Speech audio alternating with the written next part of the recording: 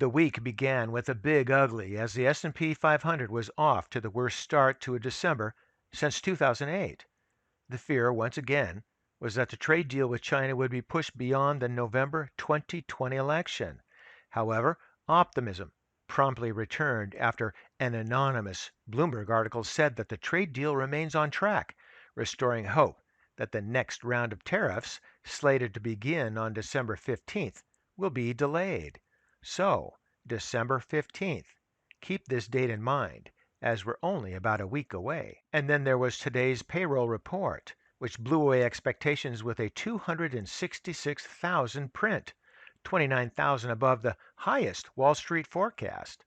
All of this on the back of a surge in manufacturing jobs, which jumped by 54,000, the biggest monthly increase since 1998. But remember that many of these jobs are simply the striking GM workers returning. But who cares? Everything is awesome. So after stumbling on the first 2 days of the week, the S&P staged a remarkable recovery and closed the week virtually unchanged. At the same time, the 10-year Treasury yield mirrored every move in risk, almost tick for tick. So, with this next chart, it's time to wake up and smell the coffee.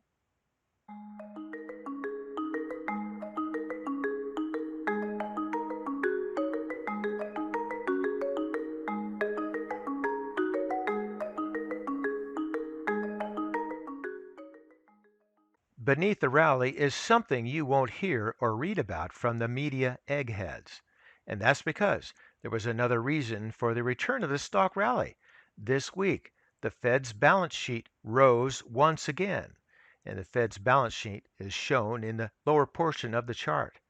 So for the past 9 weeks, ever since the Fed resumed repos, the stock market is up every single week when the Fed's balance sheet is higher. The only week the S&P 500 was lower was, you guessed it, when the Fed's balance sheet shrank. But surely it's just a coincidence. Okay, let's now go to the charts. Today we're going to look at two charts, beginning here with the 3-year weekly on the spiders, the SPY. The close on Friday was 314.87, near another record high. So as you know, I've moved some of my money to the sidelines. I would say that majority of my money is still in stock, but I've moved some of it to the sidelines just in case.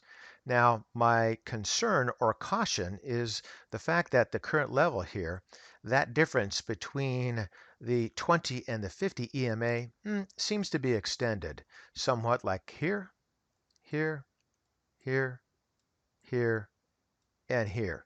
Now, things can continue on as they have been in the past, but at least at this point in time, I'm moving to the side because I think that the risks are starting to mount and the upside is not as great as the downside. So just being cautious. Moving down here, looks like the MAC is fine. Now, there is a bit of deceleration in the fast line move up here, and you'll see that here with the histogram, just slightly turning over a little bit, not much. Maybe I'm early, but that's nothing new. That's my middle name.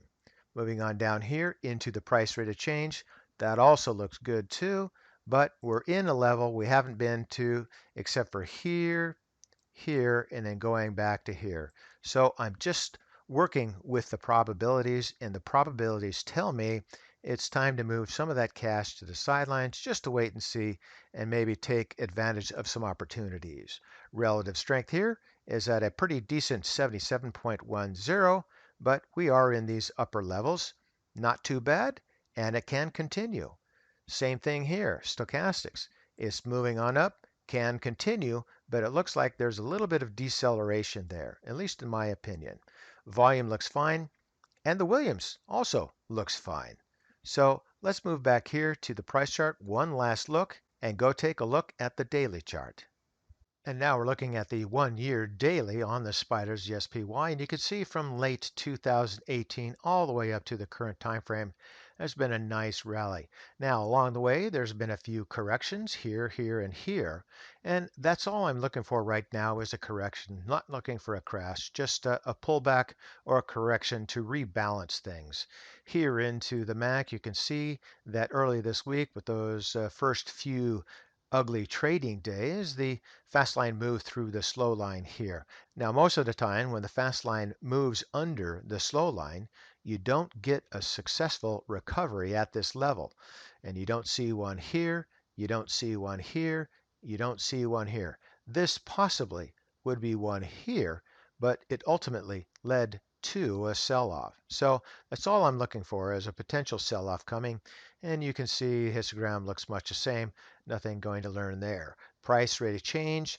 This deterioration in both the fast line and the slow line, you can see it just moves very slowly to the side. This was a bit quicker. This one was somewhat slow, and then the sell-off, and this too was slow. So something like that.